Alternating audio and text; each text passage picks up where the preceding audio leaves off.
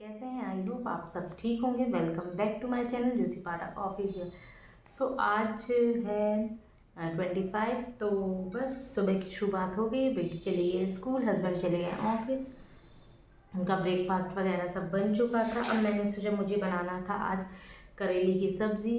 Husband जी लेके आ चुके थे, परसों के दिन लेके आए थे, पर मेरी कल तबीयत ठीक नहीं लगी थी तो मैंने बरबटी आलू की सब्ज़ी बनाई थी। तो फिर मैंने सोचा करेले रखे हुए हैं तो आज मैं बनाती हूँ करेले की सब्ज़ी। तो आप देख सकते हैं ये करेले, तो मैं सबसे पहले इनको छील लेती हूँ। मैंने सोचा फटाफट करेले छील के रख देती हूँ क्योंकि मैं इनको नमक लगा के रखती हूँ। तो मैंने फटाफट करेले छील लिए थे क्योंकि करेले कई लोग बिना छिले भी बनाते हैं और मैं छील के बनाती हूँ क्योंकि वो ज़्यादा कड़वे हो जाते हैं तो फिर मुझे अच्छे नहीं लगते। तो हस्बैंड तो खा लेते हैं पर मुझे अच्छे नहीं लगते, इसलिए मैं उनको छील के और फिर इसके बाद बनाती हूँ।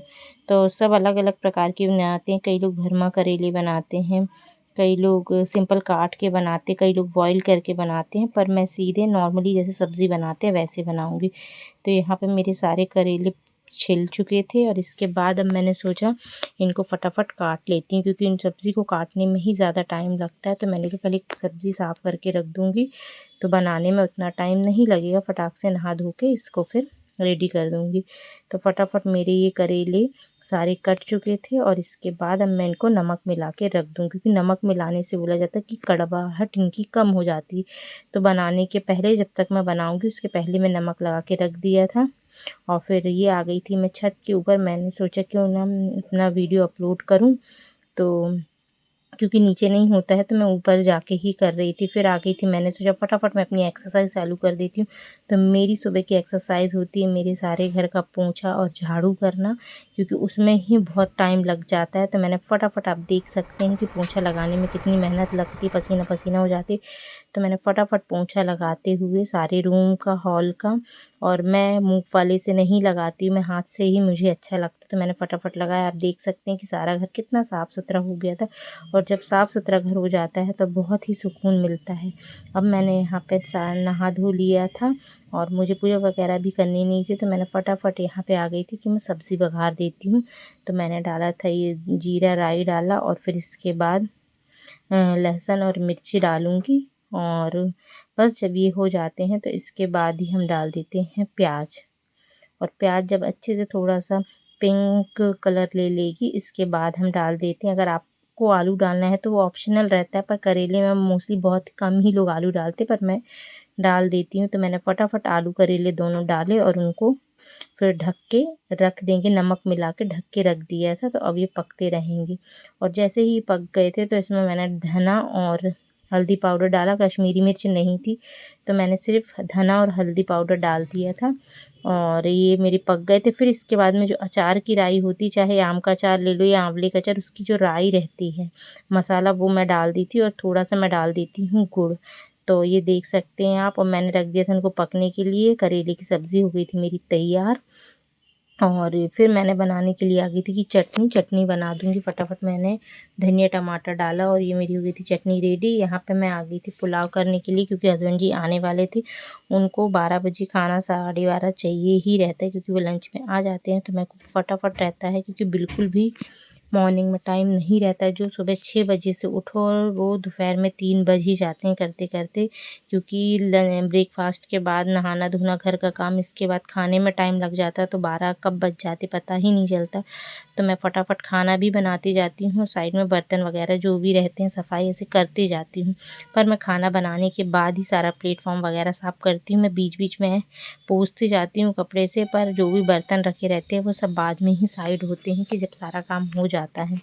तो फटाफट मैंने पुलाव यहाँ पे रेडी कर दिया था और अब यहाँ पे मैंने लगा दिया था कुकर और मैंने फटाफट रोटी की तैयारी करने लगी थी कि वो आने ही वाले थे। तो मैंने सोचा फटाफट रोटी सेक देती हूँ।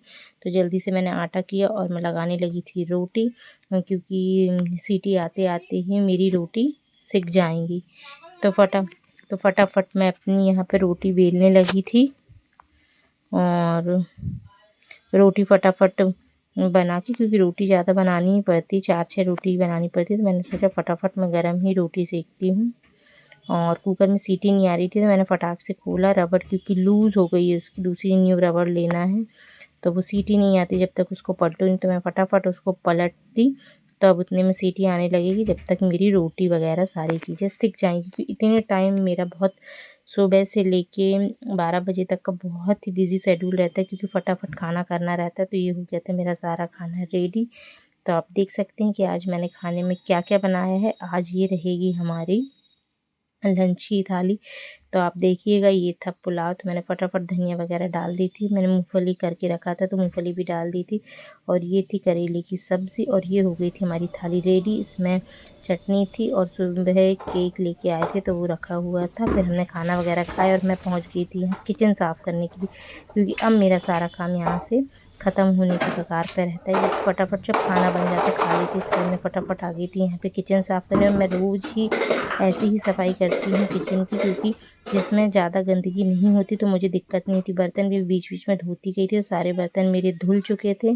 फटाफट मेरे बर्तन धुल गए थे। अब मैं वहाँ सिंक वगैरह भी साफ़ कर रही थी, जो थोड़े मोड़े बर्तन थे, क्योंकि मैं ऐसे घिस देती, जब भी बर्तन धोती हूँ तब भी मैं सफाई करती रहती हूँ। अगर हम नहीं करेंगे तो किचन में बहुत गंदगी हो जाती है। और जो पोंछने वाला कपड़ा था उसको भी मैं अच्छे से साफ़ करके और निरमा पाउडर से उसको धो के टांग देती हूँ, कि जब भी पोंछने का काम रहता है तो फटाक से वो सूख जाता है, तो अपन जल्दी जल्दी लेके आ जाओ साफ़ कर लेते। तो मेरा 1-2 कपड़े ऐसे रहते ही हैं। तो उतने में आ गई थी मेरी बेटी स्कूल से, और फिर मैंने सोचा किचन का सारा काम हो गया। सुबह एक बार पोंछा लग चुका था, पर मैं खाने के बाद सारा काम होने के बाद फिर से लगाती हूँ, क्योंकि बहुत ज़्यादा यानी कुछ कुछ गिर जाता है, पैर के निशान हो जाते हैं, तो मुझे देख के बड़ा गंदा लगता है। तो मैं फटाक से एक बार और झाड़ू पोंछा कर देती हूँ किचन का। और ये हो गया था, आप देख सकते हैं मेरा सारा किचन साफ़। इसके बाद मैं चली गई थी, क्योंकि बेटी को नहलाने के लिए। वो स्कूल से आ गई थी, रोज़ तो मॉर्निंग में नहा के जाती थी, पर आज उसके हेयर वॉश कराना था। तो मैंने बोला आके ही तुम स्कूल से आओगे तभी मैं नहलाऊँगी, क्योंकि हेयर उसके सूख नहीं पाते, तो पूरी ड्रेस वगैरह गीली रहती, इसलिए मैंने उसको आने के बाद ही आज नहलाया था। तो मैंने फटाफट उसको बाल सही करने लगी थी, क्योंकि एकदम उलझ जाते हैं सूखने के बाद। तो मैंने सोचा धीरे धीरे उसके भी गीले में ही बाल सही कर देती हूँ। इसके बाद मुझे इसको देना रहेगा खाना, तो फटाक से इसको तैयार करने के बाद कपड़े वगैरह उसने खुद पहन लिए थे, पर मैं कंघी मुझे ही करना पड़ता है। तो मैंने फटाफट उसको खाना दिया, और वो खाना खाने लगी थी। यहाँ पे मेरे बचे थे कपड़े, तो मैं फटाफट आ गई थी, मशीन में कपड़े लगा के चली गई थी, तो मशीन चल रही थी।